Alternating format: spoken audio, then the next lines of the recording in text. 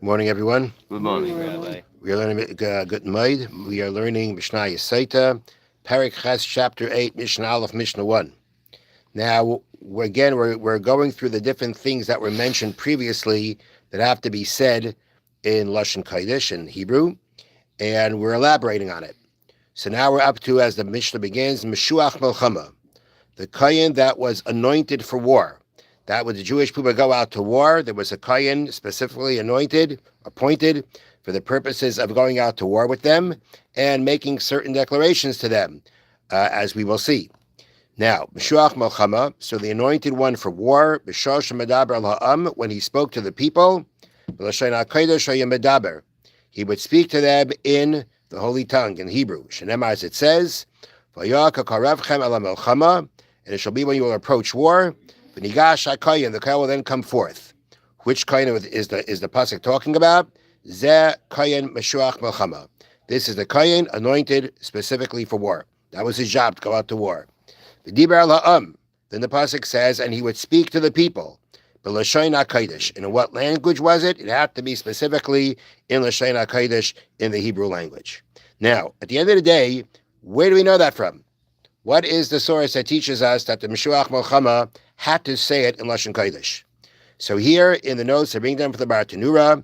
As we see, the word here is V'diber el ha'am, and he would speak to the people. So the word diber appears here, and also by the giving of the Torah, the word diber appears. The use of the same verb in both places creates a gzeira shava, the common word between two things, which teaches that just as Hebrew was used in the giving of the Torah, so must it be used in the Kohen's speech before battle. So that is the source of what we're saying here, that he had to say it in Lashon Kodesh. Now the Mishnah continues. V'amar alehem, and the Kohen says to them, Shema Yisrael, hear Israel, atem krevim hayem lamelchama lo'ivechem. Today you are approaching war against your enemies. Okay, those are the words he said.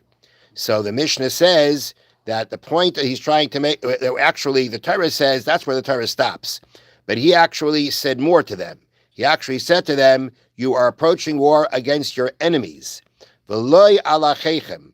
But we're not talking about going against your brothers.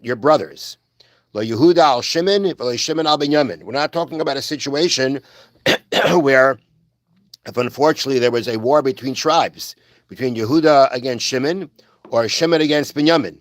We're not talking about that. When the war we're talking about that you're approaching now is not that, or the enemy rather you're approaching right now is not like that. Shem tiplu biyadam, because in a situation where you were to fall into their hands, meaning the situation where we're fighting against fellow Jews, excuse me, if you fall into their hands, Yerachmu aleichem, they are going to have mercy on you. Kamashanama, as the pasuk says. Now, before we go into the pasuk, all right. So now, just to what the notes lay out over here, and that is number one, when the Kohen would speak. Okay, so the Kohen said two verses and elaborated upon them phrase by phrase. Excuse me. This is cited from the Rambam and the Sefer HaMitzvahs. So there are basically the two verses that the Torah says he said, and actually he elaborated on them phrase by phrase as the Mishna is doing so. Okay, that's number one. Number two, the fact that the Mishnah, they bring down here again from the other commentaries, where the Mishnah said, you're going to war against your enemies, not against your brethren. Obviously, every war is fought against enemies. That's obvious. Why do you have to say it for? The verse means to underline the difference between a war fought against real enemies and one fought against other Jews. And what difference is that? As the Kohen said, if you fall into their hands, they're going to have mercy on you. And the example that is brought is the following: the men of Israel had been mentioned by name, arose. They took the captives, meaning this was talking about where. I'm going to read to you over here. This happened after Pekach ben Ramalyahu, king of Israel, the northern kingdom where the 10 tribes lived, defeated Achaz, king of Yehuda, which was the southern kingdom where the tribes of Judah and Benjamin lived. Okay, so there were wars between these two Jewish kingdoms. Now, And now the soldiers of Pekach's army had captured many Judeans. When they returned with the captives, the prophet Oded rebuked them for having captured fellow Jews. Accepting Oded's words, they released the captives, clothed and fed them, anointed their skin with oil, and brought them back to their brothers in Yericho. So that's what we're reading here. The men that were mentioned by name arose by Achaziku by Shivya, and they took the captives, and all who were naked among them they clothed from the spoils of war. And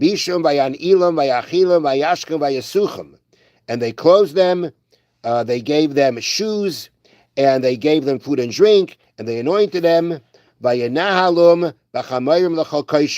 that couldn't walk, they led him by donkey. That's the place. They brought them to Yericho, Jericho, the city of the palms. To by their brethren, by Yeshuvu Shomron, and they returned to Shomron. So here you see what happened when Jews fought against each other and the captives were taken. This is how you see they treated them. And therefore, it's saying you're not going against your brethren, but rather what? You're going against your enemies. If you fall into their hands, they're not going to have mercy on you. And here, excuse me, here, this is referring to anything specific? No. Doesn't say anything specific. It's just basically assumed that that's what's going to happen. If you fall into your enemy's hands, they're not going to have mercy on you. And they bring down here, the Kohen said this in order to encourage the soldiers to fight harder so that they would defeat their enemies and not be captured. So again, this is all part of the prep talk. You got to realize what could happen to you against your enemies, and therefore, if against your brethren, you wouldn't have the same kind of problem. But against your enemies, you have that problem, and therefore make sure to fight harder. Okay, we will continue Mirz Hashem on Sunday. Have a wonderful day, a good Shabbos, a good Moed. Okay, you're out of here.